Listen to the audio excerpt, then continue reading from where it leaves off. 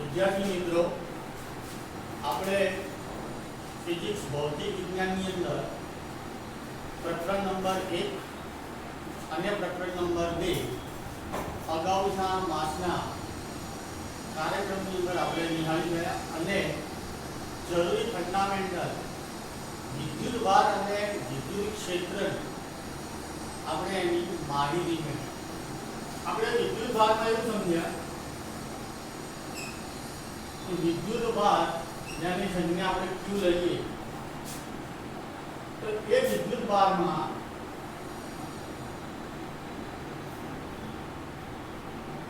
મુખ્ય બે પ્રકારની પ્રોપર્ટી ગુણધર્મોની વાત કરીએ તો એમાં પ્રથમ લઈશું સ્થિર વિદ્યુત ભાર.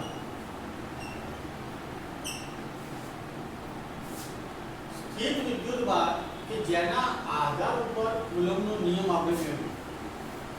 તો સ્થિર વિદ્યુત ભારની ગુણધર્મો પ્રમાણે એ માહિતી મળી કે વિદ્યુત ભાર એક સ્થિર અવસ્થામાં કોઈ પણ સ્ટેટ એટલે કે કોઈ પણ દ્રવ્ય ઘન પ્રવાહી વાયુ તો એમાં રહેલા સ્થિર વિદ્યુત ભાર જેનાથી આપણને સ્થિર વિદ્યુત પ્રવાહ મેળવી શકાય. બીજા નંબરની પ્રોપર્ટીની વાત કરીએ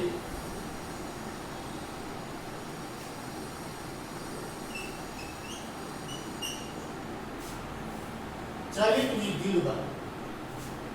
ચલિત વિદ્યુત ભાર એ આપણને વિદ્યુત પ્રવાહ તો આપશે પણ એ નામ બદલાઈને ગતિમાન પ્રવાહમાં તબદીલ થશે. મિત્રો, આ પ્રકરણ પ્રવાહ વિદ્યુત જે માત્ર ને માત્ર સ્થિર વિદ્યુત ભાર અને એના ગુણધર્મ પરથી રચાતો પ્રવાહ એટલે સ્થિત પ્રવાહ વિદ્યુત તરીકે લઈશું અને એ જ અભ્યાસ આ પ્રકરણમાં આપણે કરવાનો. તો પહેલો પ્રશ્ન આપણને એ થાય કે સ્થિત પ્રવાહ કેવી રીતે આપણને મળે.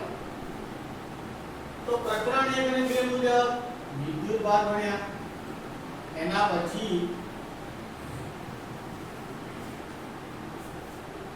બીજા નંબરની મુખ્ય પ્રોપર્ટી વિદ્યુત ક્ષેત્ર એના વિશે ભણ્યા.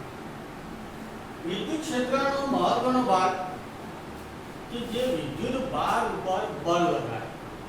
હવે આપણને ખબર છે કે કોઈ પણ પદાર્થ સ્થિર અવસ્થામાં હોય અને બાહ્ય ગમે તે રીતે એના ઉપર જ્યારે બળ લાગશે તો મિત્રો શું કરશે? એ પદાર્થ ગતિમાં આવશે. ગતિમાં આવે એટલે એના પર બીજી પ્રોપર્ટી તો કાર્ય થાય, બળ લાગ્યું, સ્થાનાંતર થશે, કંઈક ઊર્જામાં ફેરફાર થશે. આવા અનેક ઘણા બધા જ ફેરફારોની અંદર આપણે આ પ્રકરણના હેતુ માટે માત્ર ને માત્ર પ્રવાહ ઉપર ધ્યાન કેન્દ્રિત કરીશું. તો વિદ્યુત ક્ષેત્રના દ્વારા વિદ્યુત ભાર ઉપર બળ લાગવું અને બળ લાગવાના કારણે વિદ્યુત ભાર એ જ વાહક અથવા સુવાહક અથવા ગમે તે દ્રવ્યની અંદર રહેલા આયનો, આપણને ખબર છે કે ઇલેક્ટ્રોલાઇટ હશે તો ધન અને ઋણ બંને આયનો છે કે બંને ઉપર પણ વિદ્યુત ક્ષેત્રના કારણે બળ લાગે. ટૂંકમાં ગમે તે વિદ્યુત ભાર ધન અથવા ઋણ એના ઉપર જ્યારે ક્ષેત્ર દ્વારા બળ લાગશે તો બળના કારણે આપણને મળશે પ્રવાહ. મિત્રો, પ્રકરણના પ્રથમ ભાગ જેને આપણે ફંડામેન્ટલ કહીએ તો ફંડામેન્ટલની અંદર આપણને સમજાવવામાં એ આવે કે સ્થિત વિદ્યુત પ્રવાહ મળશે કઈ રીતે.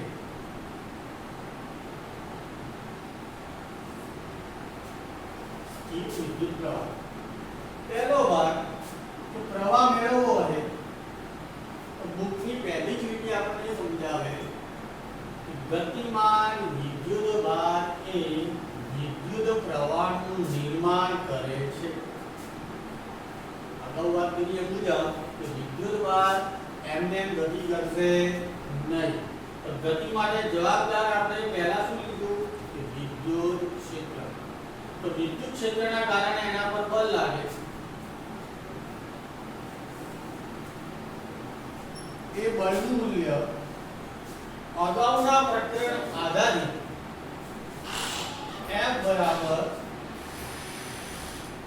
QE જેટલું આપણે લઈશું અને એ બળના કારણે વિદ્યુત ભાર ગતિ કરશે અને રચાશે વિદ્યુત પ્રવાહ. આ તો નોર્મલ બાબત થઈ ગઈ કે ચલો ભાઈ વિદ્યુત ભારમાં બળ લાગે ને ગતિ કરે, પણ મિત્રો આજુબાજુ કુદરતી જે સમમિતિ છે આ એ સમમિતિની અંદર પણ એવા ઘણાય માધ્યમો, એવા ઘણાય પરિસ્થિતિ કે જેના દ્વારા કે પ્રવાહ રચાતો હોય. તો કઈ રીતે આપણે સમજીએ? આપણને ખબર છે આજુબાજુની માધ્યમ આપણે ધારો કે સામાન્ય રીતે હવાની વાત કરીએ તો ભાઈ આપણે ઓરડામાં બેઠા હોઈએ કે ભાઈ ઘરના આજુબાજુના વિસ્તારની વાત કરીએ તો આજુબાજુ આપણે શું કહીએ કે હવાનું માધ્યમ છે. હવે આપણને ખબર છે કે હવાના માધ્યમની અંદર કેટલાય પ્રકારના નાના મોટા કણો, રજકણો રહેલા છે. એ રજકણો એને જો આપણે વિદ્યુત ભાર ધરાવતા કણો તરીકે લઈશું તો એ જ કણો પવનના કારણે પણ ગતિ કરે. તો પ્રશ્ન આપણને એ થાય કે એ વિદ્યુત ભાર જો ગતિ કરતા હશે તો શું એનાથી પણ પ્રવાહ વિદ્યુત એટલે કે વિદ્યુત પ્રવાહ રચાતો હશે? આ પ્રશ્ન એનો જવાબ આપણે સમજવાનો ટ્રાય કરીએ. આપને બધાને ખ્યાલ છે કે પૃથ્વીના ઉપરના વિસ્તારમાં જેમ જેમ જઈએ એમ જુદા જુદા સ્તરો એનું વર્ગીકરણ કરેલું છે. આપણે વધારે ડીપમાં નહીં જઈએ પણ આપણે માત્ર પૃથ્વીની અમુક ઊંચાઈ પર આવેલું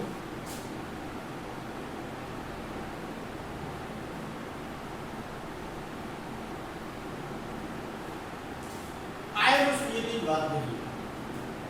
આ એવું સ્થળ છે કે જેના આજુબાજુ અથવા એની ઉપર કોઈ પણ પ્રકારના એવા કણો, રજકણો ગમે તે અવસ્થામાં હશે તો એ વિદ્યુત ભાર ધરાવતા હશે ને એ જ વિદ્યુત ભાર ધરાવતા કણો આ આયનના કારણે આપણે એને રૂપાંતર કરીએ આયનની. હવે આ આયન આપણને ખ્યાલ છે કે ધન પણ હોઈ શકે અને ઋણ પણ હોઈ શકે. આપણે ત્યાં વિદ્યુત ક્ષેત્ર લાગુ પાડેલું નથી. એટલી ઊંચાઈ પર કોઈ પ્રકારનું વિદ્યુત ક્ષેત્ર આપણે ધારો કે લાગુ પાડેલું નથી. વિદ્યુત ક્ષેત્રની ગેરહાજરી તેમ છતાં તે જ આયનો ગમે તે કારણે કુદરતી કોઈ પણ પ્રક્રિયાથી ગતિમાં આવે એટલે રચાશે વિદ્યુત પ્રવાહ. હવે આ તો બાબત આપણે સમજી લીધી કે ભાઈ આયનોસ્ફિયરની અંદર રહેલા આયનો ગતિ કરશે, પ્રવાહ રચે. તો આનું કઈ ઉદાહરણ તો આવવું જોઈએ. આપણે એના ઉદાહરણમાંથી આપણને ખ્યાલ છે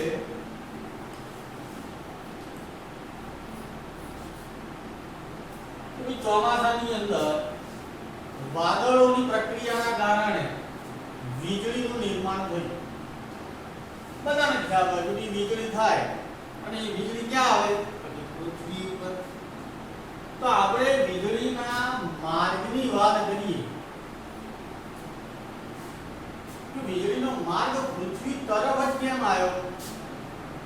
તો એ મુદ્દા પર આપણે આને લઈ જઈએ તો વાદળોમાં ક્રિએટ થયેલા જે પણ વિદ્યુત ભાર એ પ્લસ આયોનોસ્ફિયર અથવા એની ઉપર જેટલા પણ કણો જે ધન અને ઋણ બે પ્રકારના વિદ્યુત ભાર ધરાવતા હશે એને એ વીજળીની પ્રક્રિયાની અંદર આપણે બહુ ડીપમાં નહીં જતા, ઉપરથી તમને ટૂંકમાં સમજાય કે વીજળીની જે પ્રક્રિયા છે એના દ્વારા જે તે ફિલ્ડ આપણા માટે ઇમ્પોર્ટન્ટ છે વિદ્યુત છે. એક ક્ષેત્રના કારણે કંઈક બળ લાગ્યું હશે અને બળના કારણે એ આયનો ગતિ કરશે. આ મિત્રો આપણને ખબર છે કે આ વીજળી એ જે માર્ગ પસંદ કરે જેને આપણે વીજળીનો કડાકો કહી શકીએ તો સીધો આવશે પૃથ્વી તરફ. એ જો પૃથ્વી તરફ આવે તો એની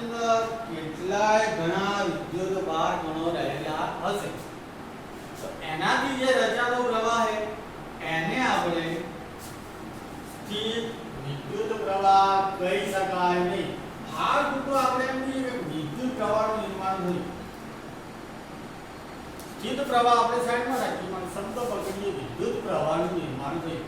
તો આપણે બે પ્રકારની વાત કરી.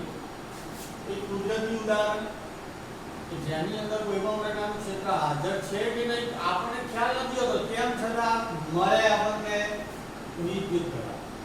પહેલા નંબરની ઘટના કે કોઈ વાહકમાં રહેલો વિદ્યુત ભાર એ વિદ્યુત ભાર ઉપર તમે ક્ષેત્ર લગાવો અથવા બીજા કારણથી કંઈ બળ આપો. બળના કારણે જ્યારે પણ આ પ્રકારના ઘટક ગતિ કરે એટલે આપણને મળશે વિદ્યુત પ્રવાહ. તો પહેલાનું ઉદાહરણ કે આપણે શું વાહકની અંદર વિદ્યુત ભાર રહેલો હોય, ધારો કે એમાં આપણે બળ ક્રિએટ કર્યું, બળના કારણે પ્રવાહ રચાય, એને આપણે નામ શું આપીશું? સ્થિર વિદ્યુત પ્રવાહ. જ્યારે આપણે કુદરતી ઉદાહરણની વાત કરીએ કે આનાથી વિદ્યુત પ્રવાહ થશે પણ એને આપણે સ્થિર પ્રવાહ નામ આપી શકતા નથી. આવું કેમ? તો આપણે એક બીજું ઉદાહરણ લઈએ કે આપણને ખ્યાલ છે કે આપણા ઘરોની અંદર રેસિડેન્સીમાં કેટલા ઇલેક્ટ્રિકલ ઉપકરણો છે. એ ઇલેક્ટ્રિકલ ઉપકરણોની અંદર આપણને ખ્યાલ છે કે પ્રવાહ વિદ્યુતનો કઈ અંદર ગુણધર્મ છે. આપણે આમાં શું છે કે વિદ્યુત પ્રવાહના કારણે એ ઉપકરણો આપણે ઓપરેટ કરીએ. તો એ જે ઉપકરણો છે એ ઉપકરણોની અંદર રહેલો એકમ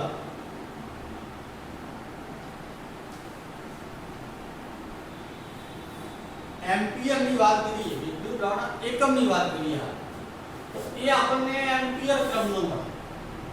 આપણા ઘરના ઇલેક્ટ્રિકલ ઇક્વિપમેન્ટ એની અંદર જે પ્રવાહ મળે છે વિદ્યુત પ્રવાહ એ આપણે કયા ક્રમમાં લઈશું? એમ્પિયર. એ જ રીતે સ્થિર વિદ્યુત પ્રવાહ એનું લેટેસ્ટ ઉદાહરણ જો લેવું હોય તો કોઈ પણ સેલ અથવા બેટરીથી ચાલતા ઉપકરણ, દાખલા તરીકે ઉદાહરણ લઈએ તો ટોર્ચ. તો ટોર્ચ જે સેલથી ચાલે તે ટોર્ચ દ્વારા જે પણ આપણને પ્રવાહનું નિર્માણ થયું છે પ્રોસેસની અંદર, તો એ ટોટલી આપણે નામ શું આપી શકીએ? સ્થિર વિદ્યુત પ્રવાહ. તો એ એમ્પિયર ક્રમનો હોતો નથી, એ આપણે મિલી એમ્પિયર ક્રમનો પણ હોઈ શકે. અને જ્યારે કુદરતી ઉદાહરણ પર આવીશું કે જે સ્થિર પ્રવાહ થતો નથી, તો વીજળીની અંદર રહેલો આ વિદ્યુત પ્રવાહ એ 1000 ગણો એમ્પિયર ક્રમનો હોય છે. હવે આના પછી આપણે અંદાજ માની શકીએ કે વીજળી જ્યાં પડશે ત્યાં વિનાશ જ કરશે, કારણ કે એના જોડે ઘણો બધો હતો વિશાળ પુષ્કળ પ્રમાણમાં જથ્થો રહેલો હોય જે વિદ્યુત પ્રવાહ છે પણ તેઓ ગમે તે કક્ષા સ્થિર હશે નહીં. હવે મૂળ પોઈન્ટ ઉપર આવીશું પાછા. પ્રવાહ વિદ્યુત એની અંદર આપણે આ જે પ્રોપર્ટીની વાત કરી, ફંડામેન્ટલની આપણે વાત કરીએ એમાં હવે આપણે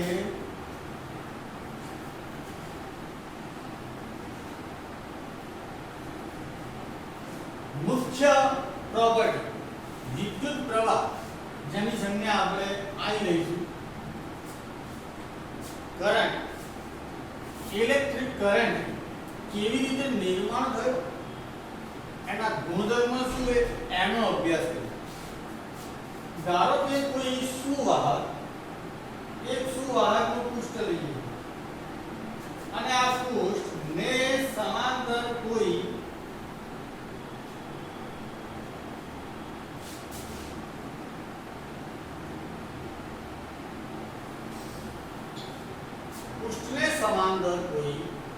વિદ્યુત ભારનો જથ્થો છે Q, એ Q ને આપણે પસાર કરીએ છીએ કોઈ ચોક્કસ દિશાની અંદર. આ દિશામાં ધારો કે આપણે પસાર કરીએ. આ દિશા સાથે રહેલો કોઈ એક ક્ષેત્રફળ અથવા આ ક્ષેત્રનું ક્ષેત્રફળ સમજો કે જેની અંદર સપાટી ઉપર આગળ અને પાછળ વિદ્યુત ભાર રહેલો. વિદ્યુત ભાર તટસ્થીકરણ મુજબ ધારો કે આપણે લઈએ કે કુલ વિદ્યુત ભાર ધારો કે 0. તેનો અર્થ કે જેટલો ધન વીજભાર છે એટલો જ એની અંદર ઋણ વીજભાર. આ વિદ્યુત ભાર ગતિમાં આવ્યો એનાથી આપણને મળ્યો વિદ્યુત પ્રવાહ. પણ એ મુદ્દો આપણે સમજવા માંગીએ કે આના કારણે આના પર શું અસર થઈ. વિદ્યુતભાર ગતિ કરે એટલે આ પૃષ્ઠની બહાર અને અંદર રહેલો વિદ્યુતભારમાં કોઈ એક વિદ્યુતભાર q વિચારીએ, એ પણ ધન વિદ્યુતભાર. એક q વિદ્યુતભાર આના કારણે રચાતા ફિલ્ડની મળતા બળની અસર હેઠળ ધારો કે ઉપરની બાજુ ગતિ કરે તો કુલ વિદ્યુતભારમાંથી માત્ર પ્લસ વિદ્યુતભાર ગતિ કરી. તો કેવી રીતે શક્ય બન્યું? તો આનો અર્થ એ થયો કે જેટલો ધન વિદ્યુતભાર એને આગળની બાજુ ગતિ કરી હશે એટલો ઋણ વિદ્યુતભાર એની વિરુદ્ધ દિશામાં ગતિ કરી હશે. તો કુલ વિદ્યુતભાર કેટલો તેને વહન કર્યું? તો આપણે કહી શકીએ q બરાબર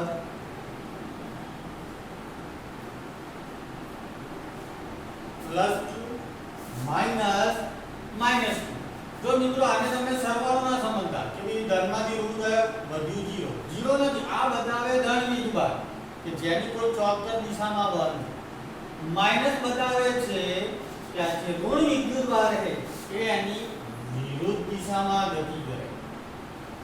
તો કુલ જે વિદ્યુતભાર આપણને મળ્યો તો એકમ આડછેદ ક્ષેત્રફળ દીઠ જેટલો વિદ્યુતભાર ગતિમાં આવે એનાથી જેટલા જ ભાગનો શું રચાશે? વિદ્યુત પ્રવાહ.